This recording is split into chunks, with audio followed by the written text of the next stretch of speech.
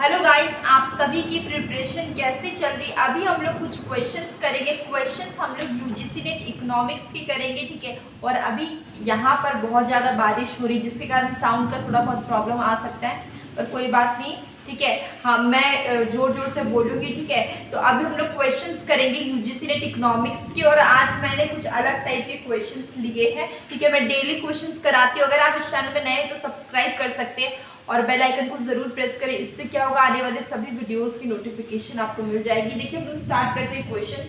हमारा क्वेश्चन क्या है, देखिए यहाँ पर कि which one of the following is not a measure of globalization, ठीक है। हम लोग ने तीन चीजें पढ़ी है। एलपीजी हम लोग बार बार पढ़ते आए हैं, ठीक है, अभी तक बहुत बार पढ़ चुके हैं। एलपीजी क्वेश्चंस में बार बार आ जाते हैं, लिबरलाइजेशन, प्राइवेटाइजेशन और ग्लोबलाइजेशन। ये तीनों से क्वेश्चन आते हैं एलपीजी से।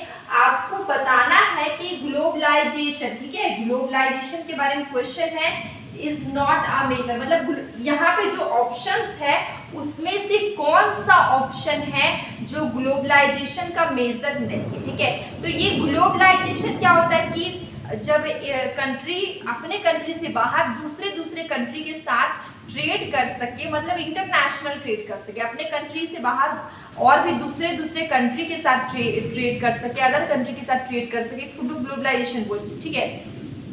तो यहाँ पे कुछ पॉइंट्स लिखे हुए, चार ऑप्शंस लिखे हुए, इसमें आपको बताना है कौन सा ऑप्शन है जो ग्लोबलाइजेशन का मेजर नहीं है, ठीक है। तो हम देखते हैं first, reducing peak rate of custom duty, यहाँ पे, ठीक है। तो ये जो peak rate of custom duty को घटाना, ठीक है, ये ग्लोबलाइजेशन से रिलेटेड है, कस्टम ड्यूटी, ठीक है। अगर हम बात करें इनफ्लो ऑफ फॉरेन इंस्टीट्यूशन, ठीक है, जो फॉरेन इंस्टीट्यूशन का इनफ्लो होगा ये भी आपकी ग्लोबलाइजेशन से रिलेटेड, क्योंकि ग्लोबलाइजेशन में क्या इंटरनेशनल ट्रेड करते हैं, एक कंट्री दूसरे कंट्री के साथ ट्रेड करती है, ठीक है, वो भी फ्रीली ट्रेड करती है, तो इसको हम लोग ग्लोबलाइजेशन बोलते हैं। तो यहाँ पर भी फॉरेन इंस्टीट्यूशनल का अगर इनफ्लो होगा, ठीक है, साइज ऑफ इनफ्लो होगा फॉरेन इंस्टीट्यूशनल का, ये भी आपका ग्लोबलाइजेशन से सुटेबल है। इसके बाद है disinvestment of public sector equity, ठीक है। डिसइन्वेस्टमेंट अगर पब्लिक सेक्टर इक्विटी का हो रहा है तो ये आपका, यहाँ पे देखिए पब्लिक है, ये आपका किसका आ गया, ये आपका पब्लिक सेक्टर किस में आ जाता है, प्राइवेटाइजेशन में आ जाता है। तो ये आपका मेजर नहीं है ग्लोबलाइजेशन का, ये क्या है, ग्लोबलाइजेशन का मेजर नहीं है, ठीक है। तो इसके बाद अगर ऑप्शन देखते हैं लार्ज फॉरेन एड, ठीक है, लार्ज फॉरेन एड भी मेजर होता है, ग्लोबलाइजेशन में होता है फॉरेन एड, ठीक है। तो ये भी है, ठीक है। तो यहाँ पर हम लोग ने देखा सी ऑप्शन है, ये मेजर नहीं है ग्लोबलाइजेशन का, ये सी ऑप्शन वाला है मेजर प्राइवेटाइजेशन का, और हमें पूछा गया है नॉट, तो आंसर हो जाएगा C, disinvestment of public sector equity. Answer क्या हो गया, सी हो गया, ठीक है। इसके बाद क्वेश्चन है कि which of the following represent the concept of human capital, ठीक है। इसमें से कौन सा ऑप्शन है जो कि रिप्रेजेंट करता है आपको ह्यूमन कैपिटल को, ठीक है। तो ह्यूमन कैपिटल की बात करें, total human resource, total product population, human resources gainfully employed in the all productive activities, ठीक है। तो यहाँ पे बात किया जा रहा है ह्यूमन कैपिटल का, ठीक है।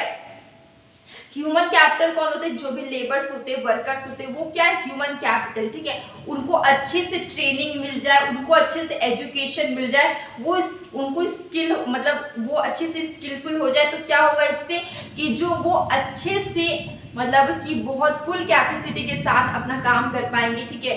तो ह्यूमन कैपिटल का बहुत अच्छे से फुल्ली यूटिलाइजेशन होगा, ठीक है। तो यहाँ पे देखिए जो जितने भी ऑप्शन हम लोग ने पढ़े, टोटल ह्यूमन रिसोर्स ये तो नहीं होगा, टोटल पॉपुलेशन भी नहीं होगा, human resources gainfully employed in productive activities, ठीक है। जो ह्यूमन पॉपुलेशन है, ह्यूमन रिसोर्स है, वो बहुत अच्छे से काम कर पाएंगे जब उनको एजुकेशन मिले, ट्रेनिंग मिले, उनके पास स्किल आ जाए, ठीक है।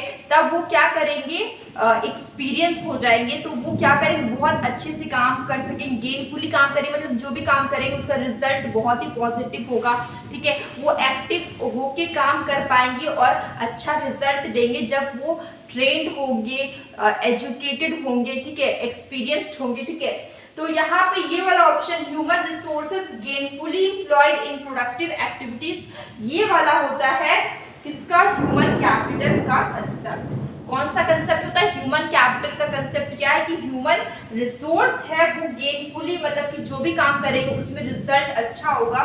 ठीक है, एम्प्लॉयड होंगे किसी भी प्रोडक्टिव एक्टिविटी में। ठीक है, तो आंसर क्या हो गया, इसके बाद का क्वेश्चन है विच one of the following is not correctly match. ठीक है, इसमें से कुछ ऑप्शंस हैं जो कि करेक्टली मैच नहीं है। Individuality in the production, big push theory एकदम करेक्ट है। अगर हम बात करें क्रिटिकल मिनिमम एफर्ट, ठीक है, तो critical minimum effort given by Harvey Leibenstein. ठीक है, और यहाँ पे ऑप्शन क्या, नेल्सन, तो ये आपका रॉन्ग है। सर्कुलर कॉसेशन की बात करें, जी रिडाल correct. Long run disequilibria Harrod model, ये भी करेक्ट। ठीक है, इनमें से हमें पूछा क्या गया था, नॉट करेक्टली मैच, जो कि क्रिटिकल मिनिमम एफर्ट में यहाँ पे नेल्सन लिखा हुआ है, ये आपका रॉन्ग होगा। यहाँ पे क्या होना चाहिए, हार्वे लेविनस्टीन। तो आंसर आपका यहाँ पे हो जाएगा बी। नॉट पूछा गया, इसलिए आंसर हो जाएगा बी।